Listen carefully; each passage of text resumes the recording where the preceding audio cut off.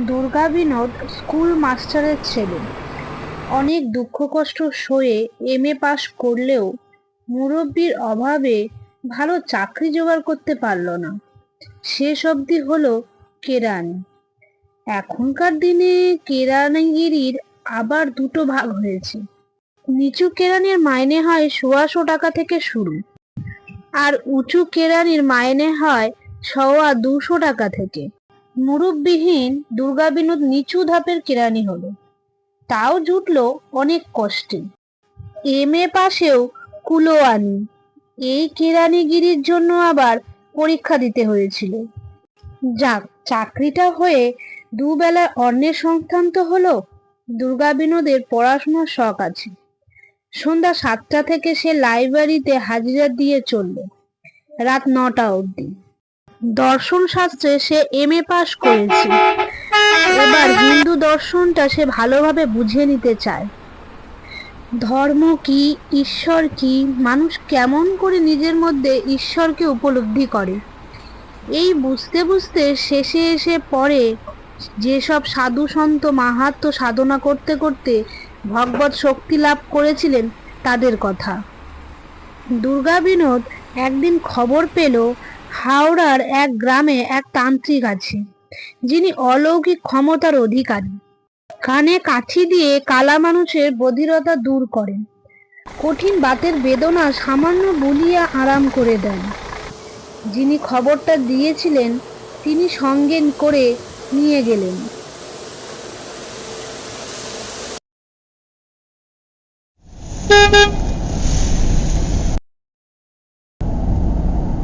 বাস থেকে নেমে মাইল খানেক পথ হেঁটে গেলেই একটি গ্রাম।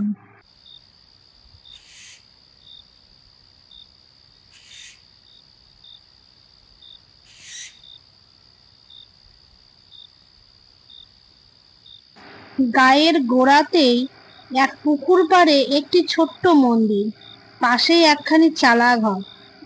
ঘরের দাওয়ায় একজন জটাধারী সাধু বসে আছে। সামনে ধুনুচিতে আগুন জ্বলছে, পাশে একটা কলসি ও ভাঁড়।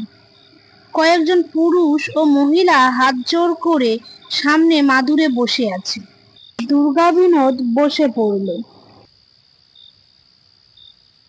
সাধুর বয়স বেশি নয়, তার চেহারা বলিষ্ঠ, রং কালো, মাথায় জটাও বিশেষ দীর্ঘ নয়, তার উপর কপালে লাল টিকা। ভক্তির চেয়ে ভয় বেশি। দুর্গা বিনোদের দিকে নজর ফেলতেই সে হাত জোড় করে প্রণাম জানালো। সাধু নিজে থেকেই বললেন, কি চাই? গুরু মেলা অত সহজ নয়। আগে নিজেকে তৈরি কর, তারপর গুরু। পাত্র ফুটা হলে জল রাখবি কেমন করে? আধার ঠিক না হলে মন্ত্র শক্তি ধারণ করবি কেমন করে? যে মন্ত্র দেবে তার কোনো লাভ নেই, যে নেবে সে ব্যর্থ। আগে তৈরি হ। দুর্গা বিনোদ ভরসা পেল, বলল, কিভাবে তৈরি হতে হবে? বাক সংযম কর, বেশি কথা বলবি না, নিরামিষ আহার করবি, অযথা কোনো পরিশ্রম করবি না, শক্তি সঞ্চয় করবি। সন্ধ্যার পর কোনো মন্দিরে বা গঙ্গার তীরে চুপ করে ঈশ্বরের ধ্যান করবি। ধীরে ধীরে মন আশ্বস্ত হবে, চিত্ত দৃঢ় হবে। তখন গুরুমন্ত্র নিয়ে সাধন ভোজনের কথা উঠবে। তার আগে কিছু হবে না। দুর্গা বিনোদ এতদিনে যেন একটা আলো দেখতে পেল। গুরু ও মন্ত্রের কথাটা সে ভেবেছে, কিন্তু এমন ভাবে তার হদিশ কেউ তাকে বাদলাতে পারেনি। তান্ত্রিকের ওপর তার বিশ্বাস হলো। প্রথম দর্শনেই এমন ভাবে মনের কথা টেনে বলা সহজ নয়। দুর্গা বিনোদ কিছুক্ষণ সেখানেই বসে থাকলো। সাধু বাবাও আর কোনো কথা বলল না। সাধু বাবা কলসি থেকে ভাঁড়ে ঢালেন আর খান। কিছুক্ষণ পর দুর্গা বিনোদ প্রণাম জানিয়ে উঠে পড়ল। কালী বাবা একবার তাকিয়ে থাকলেন। দুর্গা বিনোদ অনেক আশ্রম ঘুরেছে, অনেক মহারাজকে দর্শন করেছে, দিনের পর দিন অনেকেই উপদেশ বাণী শুনেছে, কিন্তু কালী বাবার মতন অলৌকিক ক্ষমতা কারো দেখেনি। কানে কাঠি দিয়ে বধিরতা আরাম করা, হাত বুলিয়ে বাতের বেদনা মুক্ত করা, এইসব বড় কম শক্তির কথা নয়। দুর্গা বিনোদ কালী বাবার কাছে নিয়মিত যাওয়া আসা শুরু করলো।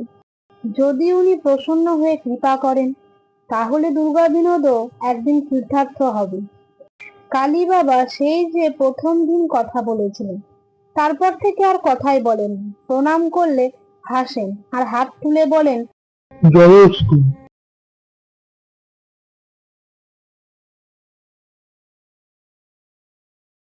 দুর্গা বিনোদ এদিকে নিরামিষ খাওয়া শুরু করেছে। কথা কম বলে, অনর্থক কোথাও ঘোরাফেরা করে পরিশ্রম করেন। রাত 12টা অবধি বই পড়া ছেড়ে দিয়েছেন। কালী বাবা কথা মতো নিজেকে সে দীক্ষার গ্রহণের উপযুক্ত করে তুলেছে। হঠাৎ একদিন মাস 6 পরে কালী বাবা বললেন, তুই তো রবিবারে আছিস, আজকে শনিবার আয় না। সেদিন অমাবস্যা, রাতে মায়ের পুজো দেখবি। এ তো আমার সৌভাগ্য। সন্ধ্যায় চলে আসবি, রাতে এখানে থাকবি। সারা রাত জাগতে পারবি তো? আমি সারা রাত পুজো করি। একটা রাত তো।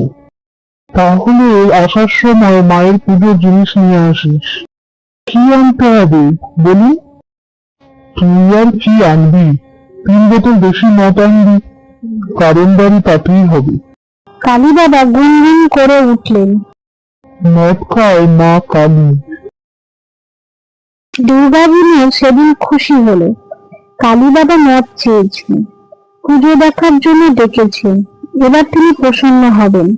উৎফুল্ল মনে দুর্গা বিনোদ সেদিন বাড়ি ফিরল। শনিবার সন্ধ্যায় এক ব্যাগের মধ্যে 3 বোতল দেশি মদ নিয়ে দুর্গা বিনোদ কালী বাবার আশ্রমে এলো।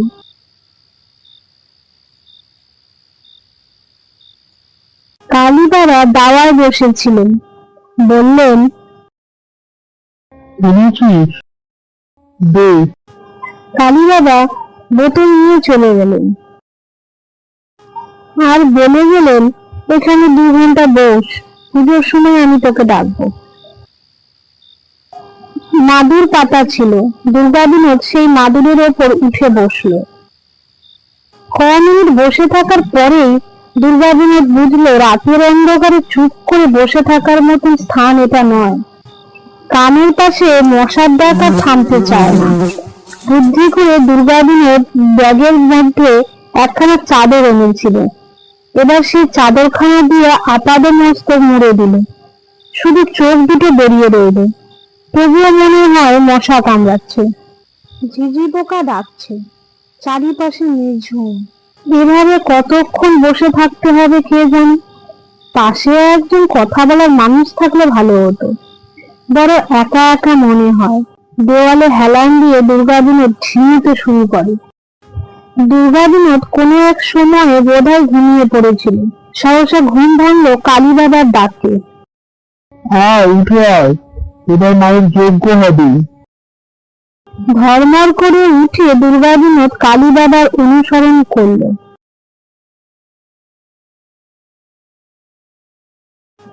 মন্দিরে প্রদীপ জ্বলছে, ধূপ ধুনায় অন্ধকার।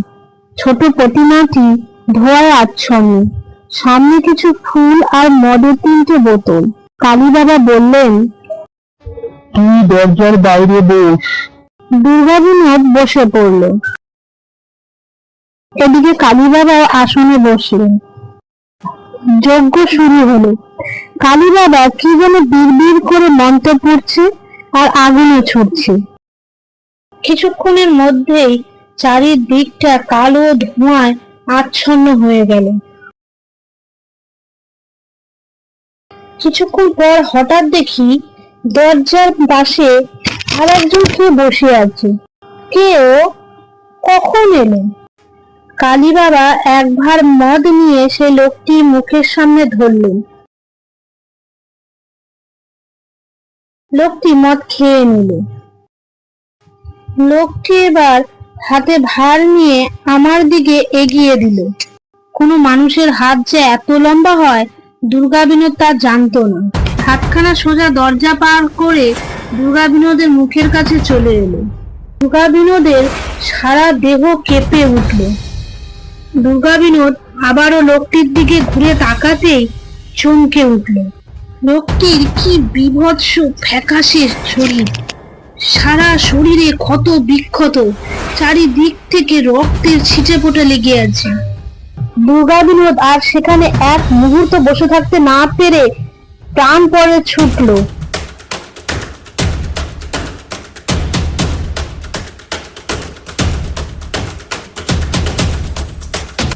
দূরে গ্রামের বটতলার নিচে ছাউনিতে কিছু লোক বসে বিশ্রাম করছে। দুর্গা বিনোদ দৌড়তে দৌড়তে সেখানে এসে জ্ঞান হারিয়ে মাটিতে লুটিয়ে পড়ল।